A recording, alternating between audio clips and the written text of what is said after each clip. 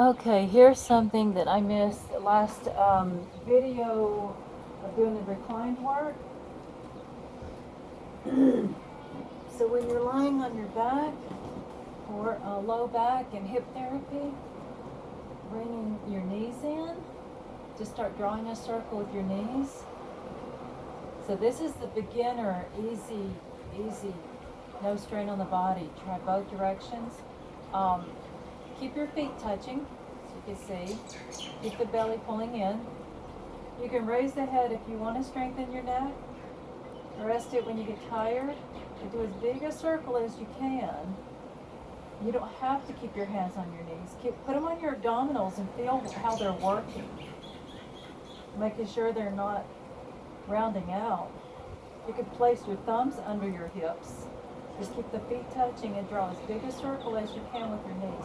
It's harder than it looks. After you've done a few, you really start to feel it as you take the feet away and the lower abdominals. So you're getting some hip therapy here, abdominal strengthening.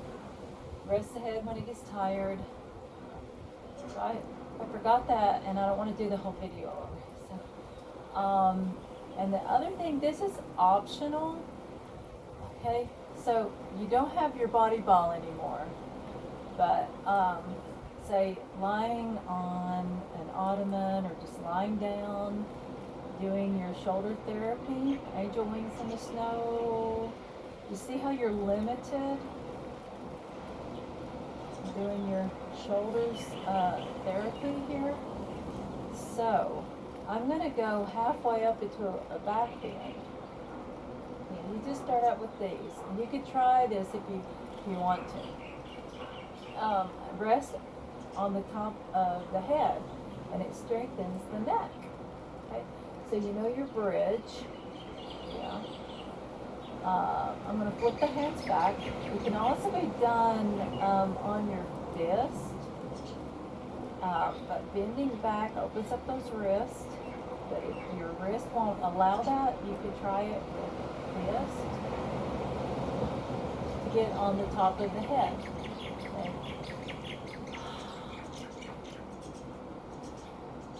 So you can try and push up from here to do a full back bend. But just resting on the top of the head is what people will do in a yoga class when you just get tired. And it is strengthening the neck.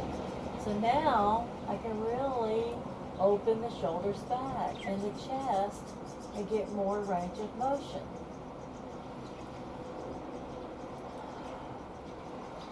Which you would get on a big body ball to do your shoulder therapy.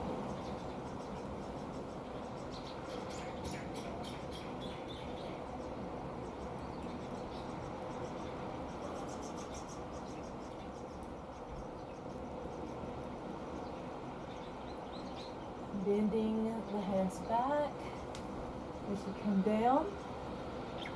That's going to stretch the wrist.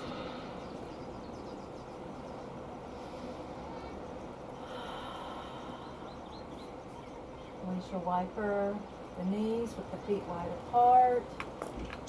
Hip flexor stretch, good spinal twist. We didn't do this either. So this is a reclined open angle. Instead of having the toes touch, it'll cause your feet to round your ankles to roll and go pigeon-toed. Instead, pull the toes apart like a fishtail, just touching the heels. And then lift the hips and lower. And there. And lower. And it's a very subtle abdominal and glute toning, thigh toning. While you're opening the hips and you're opening your wrist. Okay? Try incorporating a little pelvic tilt in the motion. Scooping the hips in as they come up. Scooping the belly in. You can incorporate squeezing together, pressing apart, and lowering. Curl, squeeze, press. Curl, squeeze, press. So it's similar to the other video from bridge. Also, taking the feet far away from your body is more challenging and works more into the backs of your thighs, the hamstrings. Squeeze, do the pelvic tilt. So I keep opening my wrist here, or that got tiring. Just arms out to the side, overhead. Doing some arm movement at the same time. Helps make it not so boring either. And always finish by giving yourself a hug with some ankle circles.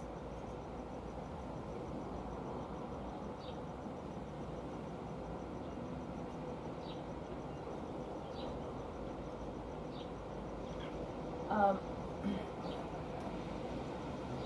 going to throw in one more thing. When in the other video we keep our knees together and I say it's extended child pose, it's really not. The proper extended child pose that'll help your low back is to open the knees. Open them wide, have the toes touch, so you create a space to get your chest lower. And what feels really great is to have someone to press down on your tailbone and get your hips down. So I kind of come up, I touch my hips to my heels, and then I bring the upper body down. Turning the head to stretch your neck, each direction, keeping the hips as low as possible, and then getting the chest, the heart as close as possible. Down to the floor, to the bed.